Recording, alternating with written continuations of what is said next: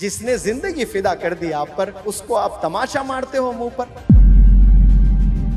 जिसने अपना खून पसीना लगा दिया आप पर, आप उसको रुलाते हो, आप उसको परेशान करते हो। जब आप पैदा हुए थे बेपनाह खुश थे कि मेरे घर रहमत आई है, लड़की पैदा हुई है। इसका सिला 15 साल में नौजवान बच्ची दे रही है किसी के साथ भागकर। मेरे घर लड़का पैदा हुआ, वारिस आया है, बहुत फख्र महसूस कर रहा था बाप। जब बाप को एक वारिस मिलता है ना, उसको पूरी दुनिया मिल जाती है। इसका सिला नौजवान दे रहा है ड्रग्स में इन्वॉल्व होकर।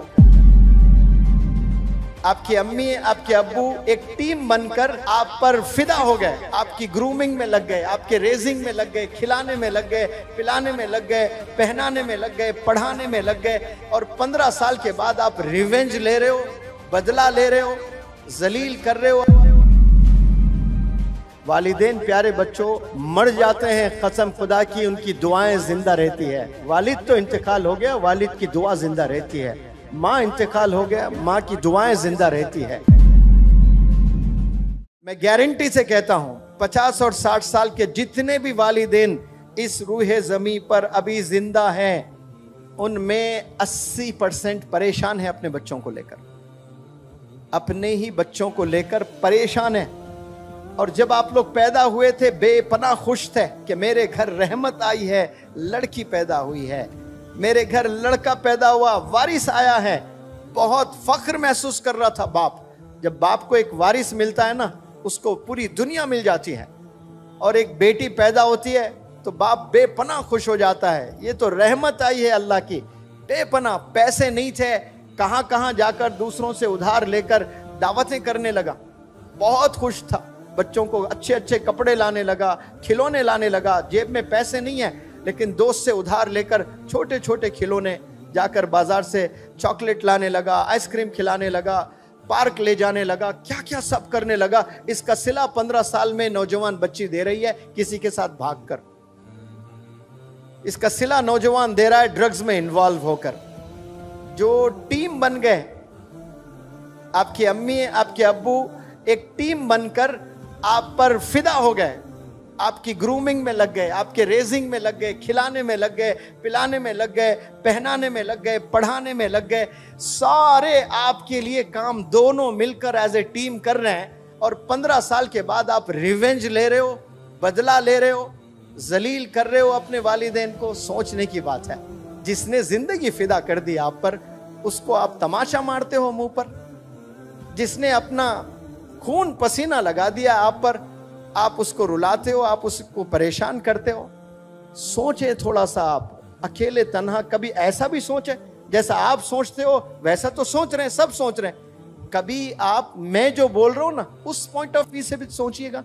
अरे हाँ भाई, सर जो बोल रहे हैं सही तो कह रहे हैं। दोनों मिलकर ये जिंदगी फिदा हो गए मेरे पर, मुझ पर अपने आप को खपा दिए। ये दोनों मेरे लिए ही जी रहे हैं लोग। इनका कोई और मकसद नहीं है, कोई एम नहीं है। बस इनका एम ये है कि मुझे पढ़ाएं, मुझे खिलाएं, मुझे पहनाएं, मुझे अच्छी जिंदगी दें। और वापस मैं क्या दे रही हूं मेरे अब्बू को, मेरे अम्मी को? मैं जलील कर रही हूं। मस्जिद जाने डर रहे हैं मेरे वालिद नमाज को लिए। क्यों? मैंने ऐसी घिनौनी हरकत कर दी कि मस्जिद में जाकर नमाज पढ़ने बाप डर रहा है, शर्मिंदगी से चेहरा नहीं दिखा पा रहा है। थोड़ा सा इमेजिन करें, आपके वालिद है, मस्जिद में नहीं जा पा रहे, वहां जहां बचपन से नमाज पढ़ा करते थे। आज आपने ऐसी हरकत कर दी जो वालिद मोहल्ले में किसी के मुंह दिखाने लायक नहीं रहे। आपकी हरकतों से ड्रग्स में इन्वॉल्व, शर्म आ रही है बाप को। गलियां बदलकर दूसरे गलियों से जा रहा है। ये नौजवान ऐसे तोहफे दे रहे हैं अपने वालिदैन को। फख्र महसूस करना, प्राउड फील करना, डैड आपके मॉम प्राउड फील करना, मेरी बेटी, खुश होना। वालिदैन प्यारे बच्चों मर जाते हैं, कसम खुदा की उनकी दुआएं जिंदा रहती है। जो दुआएं आप लोग को किए थे ना वो माजी में, कभी रातों में किए, कभी जुमे में किए, कभी रोजे की हालत में किए, कभी इफ्तार करते हुए आंख से आंसू बहाए आप लोग के मुस्तकबिल के लिए। वालिद तो इंतकाल हो गया, वालिद की दुआ जिंदा रहती है। माँ इंतकाल हो गया, माँ की दुआएं जिंदा रहती है। तो देखने के लिए वालिदैन जिंदा नहीं होते हैं, लेकिन वो दुआएं जिंदा रहती है और वो दुआएं आपको बुलंदियों पर ले जाती हैं। और आज उफ भी नहीं कहना है, आप उफ तो दूर, हाथ भी उठा रहे हैं, तेज आवाज में बात कर रहे हो, ऊंची आवाज में बात कर रहे हो, वालिदैन को रुला रहे हो आप लोग।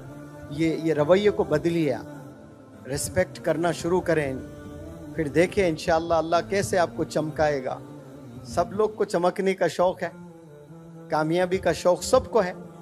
फार्मूला आपके पास घर में है, कामयाब होने का फार्मूला आपके घर में है, दीन में भी दुनिया में भी। जन्नत में जाना चाहते हो तो बाप दरवाजा है, बाप को रुला कर दरवाजा लॉक पड़ा हुआ है, नहीं जा पाओगे आप। माँ के कदमों के नीचे जन्नत है, माँ को रुलाकर, माँ को सताकर जन्नत के ख्वाब ना देखा करें आप लोग।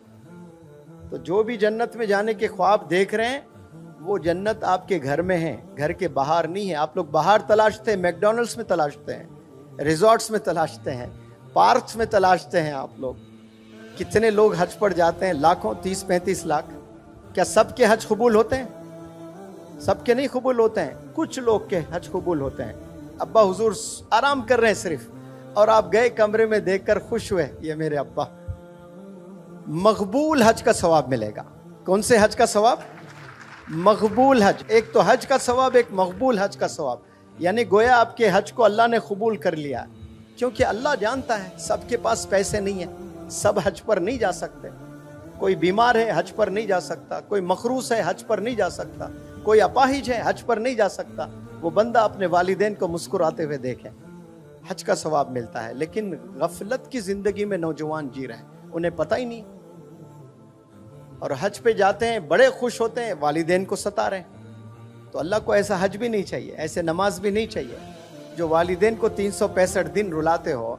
और आप हज पर भी जा रहे हो, साल में 2 उम्रे भी कर रहे हो, 5 वक्त नमाज भी पढ़ रहे हो, चैरिटी भी दे रहे हो, लेकिन जो असल काम आपने करना है घर में, जो वालिदैन की खिदमत, उनकी रिस्पेक्ट, वो ना करें तो फिर कुछ नहीं है आप।